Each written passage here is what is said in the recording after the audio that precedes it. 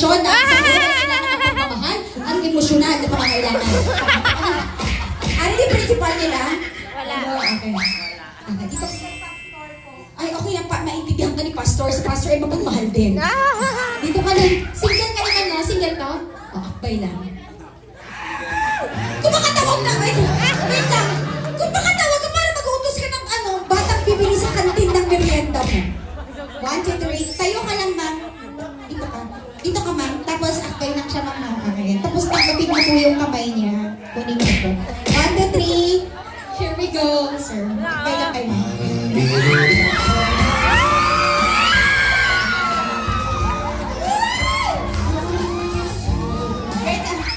Pauwi si Precious ko, pinalakpak mo. Okay, pre. And Henry, next one. Kayo na bahala. And, wala ko sa Adrian, pinabaidan lang ko.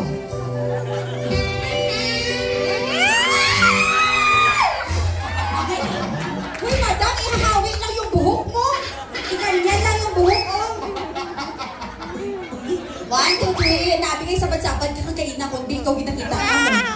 Okay, 1, 2, 3. Please, sir.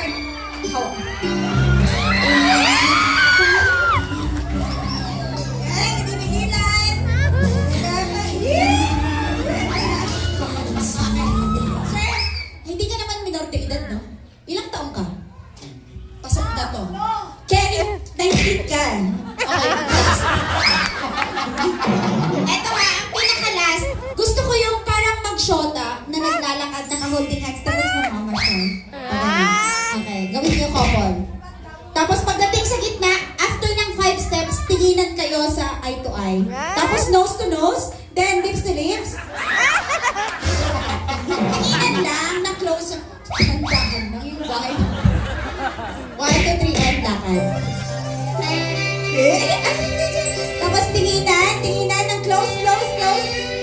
Ganyan lang ha. Okay, thank you po. Okay na yan ha. Sir, I just wanted to check, you don't have a girlfriend, wala kang nobya, walang magagalit. Wala.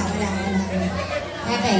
1, 2, 3. Huwag kang magalala, si Ma'am Grace nang bahala sa'yo. May GSIS, SSS, Okay. May PhilHealth pa, ano? Ma'am Grace, holding hands.